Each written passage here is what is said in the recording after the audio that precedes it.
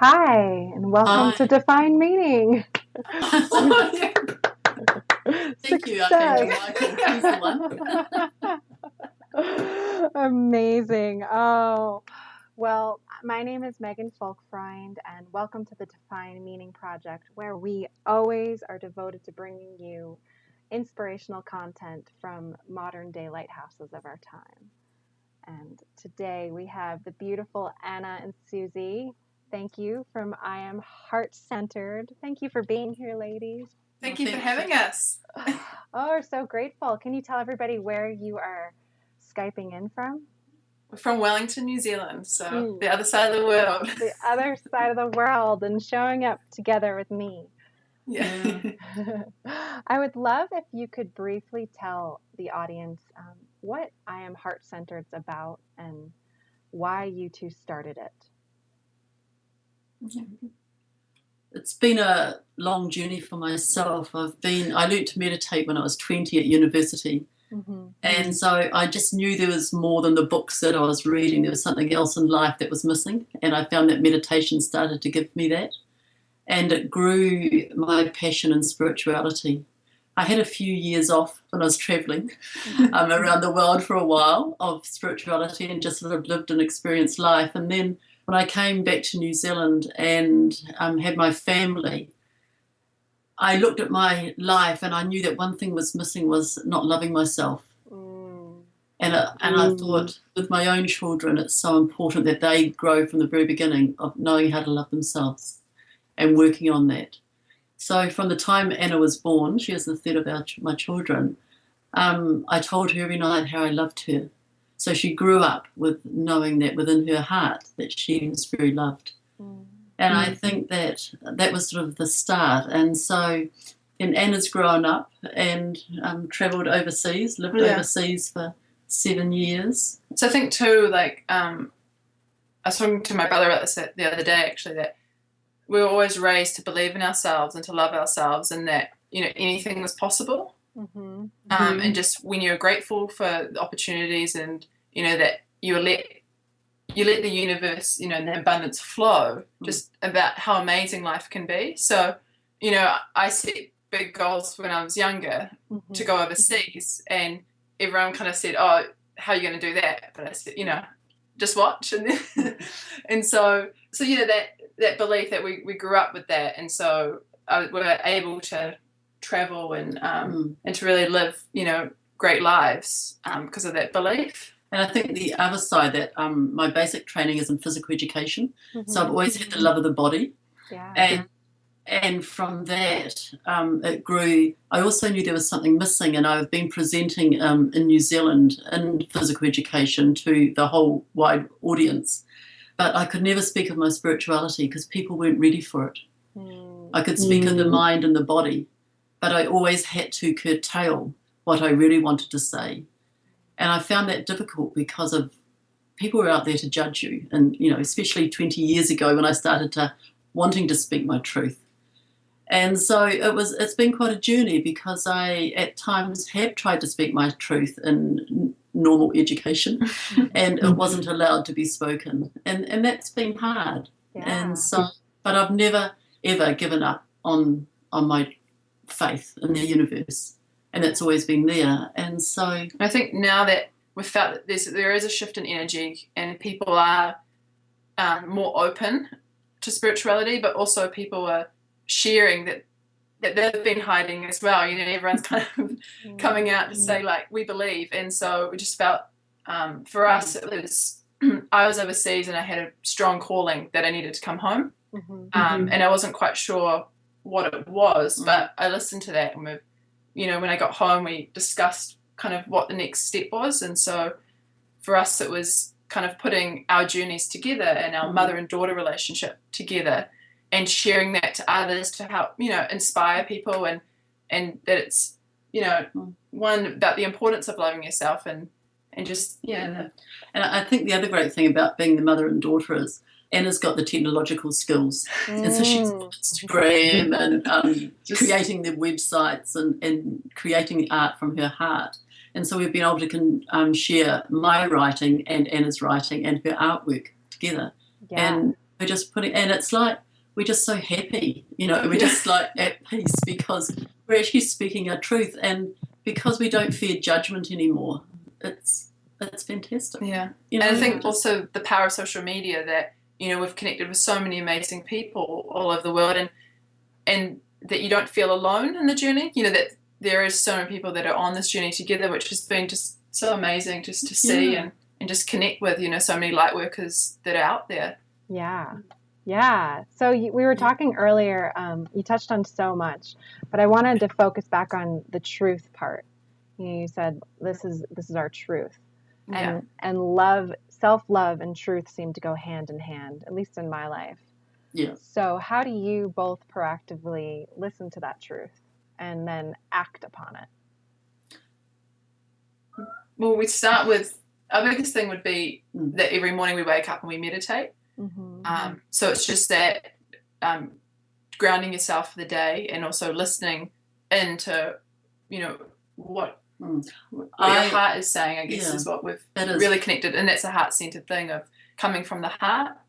So just starting each day with meditation, and then visualization has been big too. I think just a couple of weeks ago, I've always been into visualization, but we've just made a conscious effort every morning to start after meditation to then just spend, a couple of minutes visualizing, what you want, and manifesting, what our goals. Our goals. The other thing for me, which for 20 years I've been working with some automatic writing, and I've always been asking for my guys to come through and channel with me.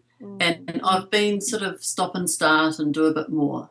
But once I've made this commitment to truth, to understanding the truth and to getting the truth out there, is my guides are coming through in my writing very strongly. So every morning I just write. I don't question anything. I just write. And it's fantastic. I'm allowing them to share with me from the universe. And I think also too is with when you're listening to your truth, and so when you're doing for writing or artwork or anything that you're passionate about, is that you're not judging yourself, so you're just letting it flow, and seeing so you might write something, and so without judgment it comes out the way it should, and obviously you can work on it or rewrite bits and pieces, but it's just not having that fear or that judgment and letting it flow. And I think for me also, because we're both into our fitness and our exercise, and so we live in the most beautiful place, of course. And so right behind us we have